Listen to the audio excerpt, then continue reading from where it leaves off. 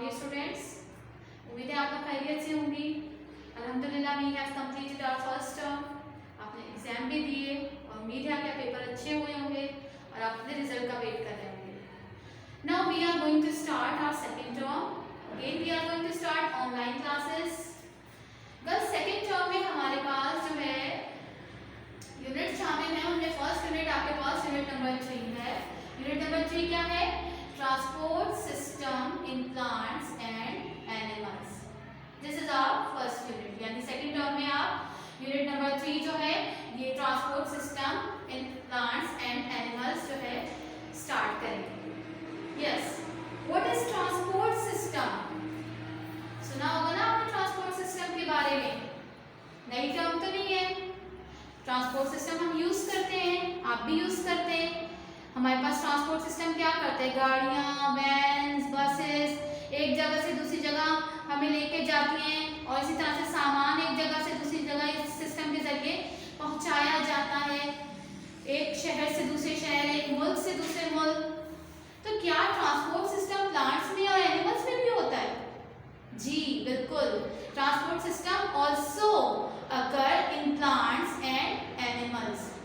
First we will discuss about the transport system in animals।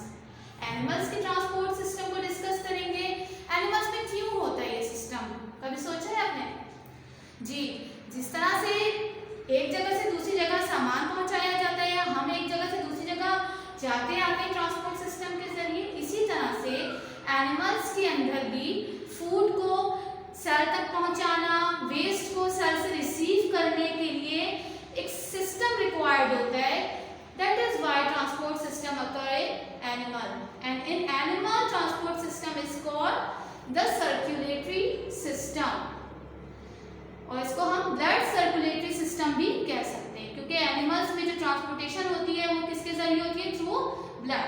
ठीक है, the blood circulatory system और the circulatory system. अब हम circulatory system of human discuss करेंगे। ठीक है, एनिमल्स में भी हम किसको डिस्कस करने जा रहे हैं? ह्यूमन को। द सर्कुलेटरी सिस्टम कंपोज्ड और कंसिस्ट ऑफ 4 मेन पार्ट, जिसमें अहम जो मेजर पार्ट है वो क्या है? Heart, arteries, veins and then capillaries.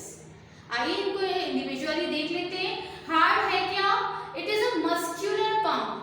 Muscular pump muscles का बना हुआ है, स्ट्रॉन्ग मसल्स का बना हुआ है, और वर्किंग क्या है? It pumps out the blood. जिस तरह से आपने देखा होगा ना पंप स्टेशन में जो है प्रेशर से कोई चीज आगे फॉरवर्ड की जाती है। आपने वाटर के पंप्स देखे होंगे जिसमें से वाटर आगे की तरफ फ्लो करवाया जाता है। इसी तरह से हार्ट भी क्या है? मस्कुलर पंप है जो क्या पंप आउट करता है? ब्लड को विद अ प्रेशर। जी, अब सेकंड क्या है? आर्टरीज। आर्टरीज और वेन्स वो एजेंट होते हैं जो हार्ट के काम को क्या करते हैं? आगे फॉरवर्ड करते हैं। ये मस्कुलर पंप है, ये ब्लड को पंप कर रहा है। अब ब्लड जो है रिसीव कौन करता है? आर्टरीज। आर्टरीज ट्यूब्स होती हैं, पाइप्स होते हैं जो क्या करते हैं? हार्ट से प्योर ब्लड को लेके जाते हैं। स्ट्रक्चर वाइज ये कैसी होती है? थिक वॉल्ड होती है। थिक वॉल्ड होती है। थिक वॉल्ड क्यों होती है? ब्लड प्रेशर के साथ, ब्लड का हाई प्रेशर इनके अंदर एंटर होता है, इसीलिए अल्लाह ताला ने इनकी वॉल कैसी रखी है? थिक रखी है। और ये जो है डीपली एम्बेडेड होती है, डेप्थ में होती है, हमें नजर नहीं आती सही तरह से। ठीक है, थिक वॉल होती है, they have high blood pressure, और ये क्या लेके जाती है हार्ट से? ये प्योर ब्लड, जिसको हम ऑक्सीजनेटेड ब्लड भी कहते हैं, यानी ऐसा ब्लड जिसके पास क्या होती है? ऑक्सीजन होती है जो सेल को रिक्वायर्ड होती है, वो ये लेके जाती है और बॉडी को क्या करती है? सप्लाई करती है। नेक्स्ट आपके पास वेन्स आ जाती हैं। ये भी पाइप्स होती हैं, ये भी ब्लड की वेसल्स होती हैं, ट्यूब्स होती हैं, जो क्या होती हैं? स्ट्रक्चर वाइज थिन वॉल्ड होती हैं। थिन वॉल्ड होती हैं। क्यों थिन वॉल्ड होती है? क्योंकि इनमें ब्लड का प्रेशर इनके मुकाबले में लो होता है, यहाँ हाई होता है और यहाँ लो होता है, और ये बॉडी से इम्प्योर ब्लड को, जिसको हम डीऑक्सीजनेटेड ब्लड भी कहते हैं, वो क्या करती है? जिसके पास कार्बन डाइऑक्साइड होती है, जो हमारी बॉडी का वेस्ट है, वो हमारी बॉडी से लेकर आती हैं और किसको दे देती हैं? हार्ट को दे देती हैं। ठीक है, तो ये दोनों आर्टरीज और वेन्स जो है दोनों ट्यूब्स हैं, पाइप्स हैं। इसके बाद इनकी मजीद जो है वो ब्रांचेस निकलती हैं जिनको हम कैपिलरीज का नाम देते हैं। ये टाइनी वेसल्स, छोटी छोटी ट्यूब जाती है।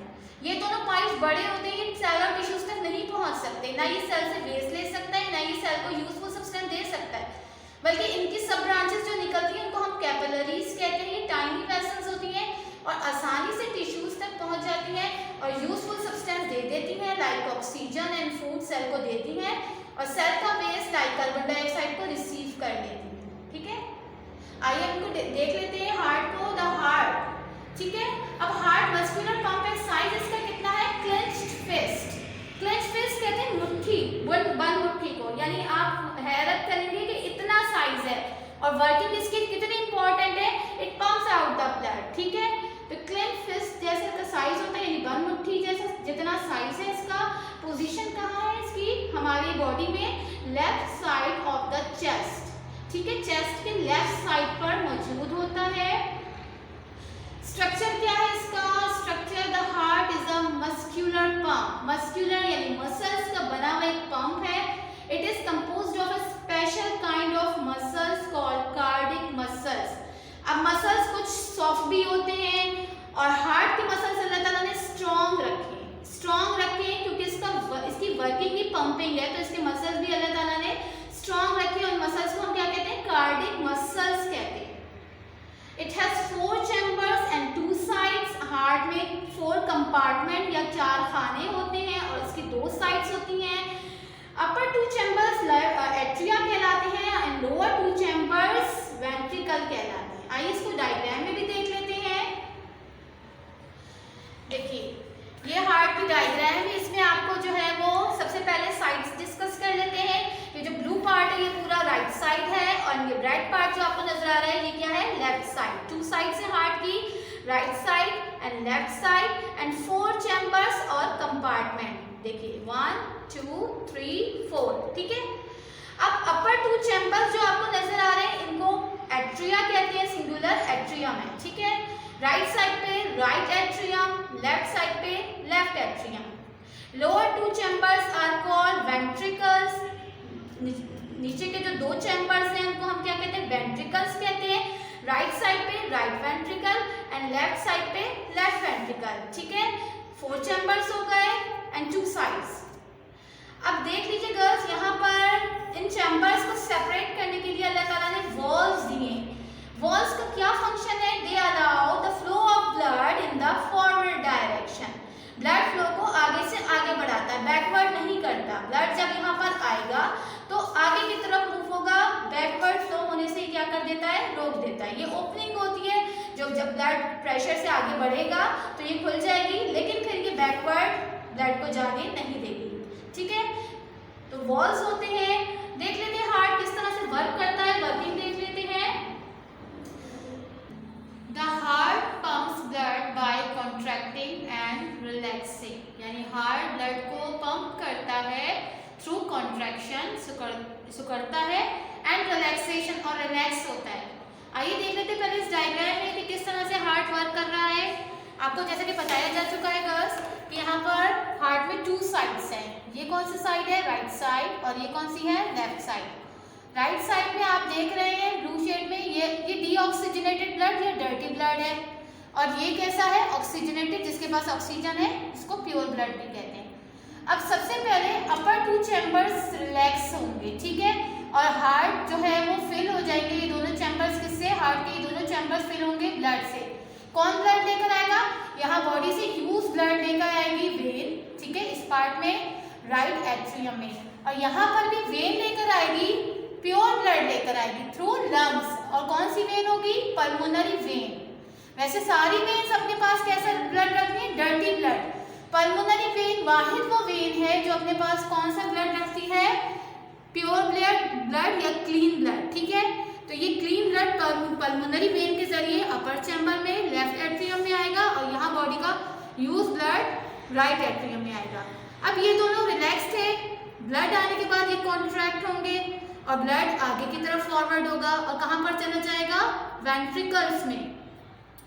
ये राइट और एट्रियम है और यहाँ पर अब ब्लड आ रहा है राइट वेंट्रिकल में थ्रू वॉल्स। वॉल्स जो है वो ओपनिंग्स हैं जो क्या कर रही है? ब्लड को आगे की तरफ फ्लो करवा रही हैं। फिर ब्लड जब यहाँ पर आएगा तो वॉल्स क्या करेंगे? बैकवर्ड ब्लड को फ्लो होने नहीं देंगे।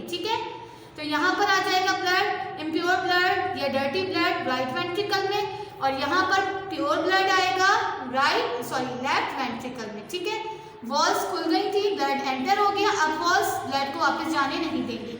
ये हिस्सा इस वक्त कैसा है, एक्सपैंड हुआ है या रिलैक्स हुआ है, क्योंकि यहाँ पर क्या है, ब्लड मौजूद है। अब जब ये कॉन्ट्रैक्ट होगा, ठीक है, ये कॉन्ट्रैक्ट होगा तो ब्लड ऊपर नहीं जाएगा बल्कि आगे की तरफ जाएगा, आगे की तरफ फॉरवर्ड होगा, क्योंकि वॉल्स ने क्या कर दिया, back flow of the blood को रोक दिया है। अब ये ब्लड आगे जाएगा इस पार्ट से भी और इस पार्ट से भी, यहाँ इम्प्योर ब्लड जाएगा प्योर होने के लिए और लेके जाने वाली आर्टरी होगी। वैसे सारी आर्टरीज अपने पास प्योर ब्लड रखनी है, सिर्फ पल्मोनरी आर्टरी वाहिद वो आर्टरी है जो इम्प्योर ब्लड लेके जाएगी लंग्स में, और लंग्स में ये ब्लड कैसा हो जाएगा, प्योर हो जाएगा। और यहाँ से मेन आर्टरी जो होती है वो प्योर ब्लड या साफ जो ब्लड है ये लेके जाएगी और बॉडी को सप्लाई कर देगी सेल्स को और टिश्यूज को। ठीक है, तो इस तरह से ये कॉन्ट्रैक्शन और एक्सपेंशन होगी और ब्लड एंटर होगा और यहाँ से जाएगा। और हार्ट का क्या काम है, pump out the blood, blood को पंप आउट कर रहा है। ठीक है, यही चीज यहाँ पर बताई गई, देख लीजिए। The heart relax, both sides fill up with blood from vein. Heart relax हुआ है, दोनों साइड्स वेन्स से जो है वो फिल हो गई है, यानी वेन्स लेकर आ गई है दोनों साइड पे ब्लड, और यहाँ ब्लड अपर 2 चैम्बर्स में फिल हो गया है। Then atrial contract blood is forced into the ventricle through walls. अब जब ये दोनों एट्रिया कॉन्ट्रैक्ट हुए हैं तो वॉल्स ने क्या किया है, ब्लड को आगे फॉरवर्ड कर दिया, अपर लोअर 2 चैम्बर्स में आ गया, यानी वेंट्रिकल में आ गया ब्लड।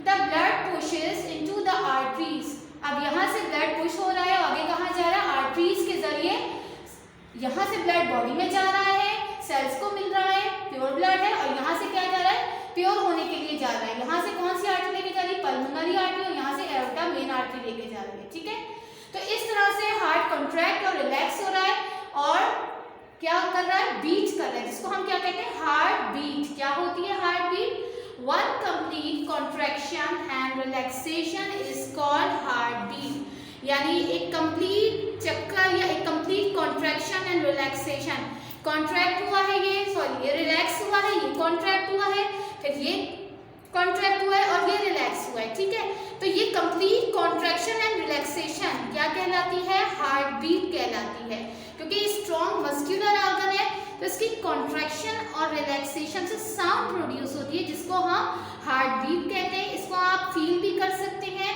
और स्टेथोस्कोप से साउंड को आप सुन भी सकते हैं। नॉर्मली अब कितने टाइम हमारा हार्ट बीट करता है in a minute, per minute 70 time. ठीक है, 70 टाइम नॉर्मली हमारा हार्ट बीट करता है 1 मिनट में। लेकिन अगर हम कोई फिजिकल एक्टिविटी करें, हम एक्सरसाइज करें, हम खेल रहे हैं, कूद रहे हैं, भाग दौड़ के आ रहे हैं, तो उस वक्त हमारी बीट जो है, हार्ट बीट तेज हो जाती है। ठीक है, 1 मिनट में ओवर 100 टाइम्स जो है वो हमारा हार्ट बीट करता है। ठीक है, उम्मीद है गर्ल्स ये लेक्चर आपको अच्छी तरह से समझ में आ गया होगा। वर्किंग हार्ट की, हार्ट का स्ट्रक्चर भी, आर्टरीज, वेन्स, कैपिलरी, सब सर्कुलेटरी सिस्टम अच्छी तरह समझ में आ गया होगा। अपना होमवर्क नोट डाउन कर लें गर्ल्स। होमवर्क क्या है आपका, होमवर्क देख लीजिए। होमवर्क आपका क्या है, do question number 1 and question number 2। ठीक है, अब क्वेश्चन नंबर 1 बुक वाला नहीं है, बल्कि ये है draw neat and label diagram of a longitudinal section of the heart. ये डायग्राम आप सबको मिलेगी पेज नंबर 20 पे। ठीक है, पेज नंबर 20 पे देख लीजिए। ये डायग्राम आपको ड्रॉ करनी है, पेंसिल वर्क होगा गर्ल्स, शेडिंग कीजिएगा, कलर पेंसिल मत यूज़ कीजिएगा। तो ये फर्स्ट क्वेश्चन का आंसर है, आपको डायग्राम ड्रॉ करनी है, नीट एंड क्लीन ड्रॉ कीजिएगा। सेकंड आपके पास क्वेश्चन है, you will get the second question on page number 26। 26 पे आपके पास जो क्वेश्चन है, आंसर द फॉलोइंग क्वेश्चंस। ये सारे हमने आज डिस्कस किए हैं, देख लें। ए पे क्या है, what is the heart made of. B है आपके पास, what stops blood flowing backwards through the heart. C है, what is a heart beat. D है आपके पास, how many times does the heart normally beat. E है, what is a capillary. सारी बातें हमने आज डिस्कस की हैं, तो इसको जो है आप इसमें से इन सबके answer you will find the answer of this question from page number 20। ठीक है, पेज नंबर 20 को अच्छी तरह से रीड कीजिएगा। ये सारे टॉपिक्स हमने आज डिस्कस किए हैं, सारे आंसर्स आपको यहीं से मिलेंगे। Do this work by yourself, खुद से कीजिएगा। 7th क्लास के स्टूडेंट हैं, ठीक है, सेकंड टर्म है, तो कर लीजिएगा ये सारे क्वेश्चंस। जर्नल आप किस तरह से मेंटेन करेंगे, पता है आपको। अब आपको करना क्या है, बायो के पोर्शन में, ये चैप्टर बायो का पोर्शन है, आपको 3 टैग लगाने हैं और 2 बंचेस फॉर ईच टैग। यहाँ पर बायो का पोर्शन होगा, फर्स्ट पोर्शन बायो का है जब आप यूनिट 3 स्टार्ट करेंगे। फिर 2 बंचेस बाद आपको केमिस्ट्री का पोर्शन बनाना है, केमिस्ट्री का टैग लगाना है, और फिर अगेन 2 बंचेस बाद आपको फिजिक्स का टैग लगाना है। तो यूनिट 3 बायो का है, सेकेंड टर्म, सेशन 2020 एंड 21। फिर अगले पेज पे आप बायोलॉजी का टैग लगाएंगे और चैप्टर का नेम लिखेंगे और काम स्टार्ट करेंगे। ओके गर्ल्स, नेक्स्ट लेक्चर में मुलाकात होगी। अल्लाह हाफ़िज़।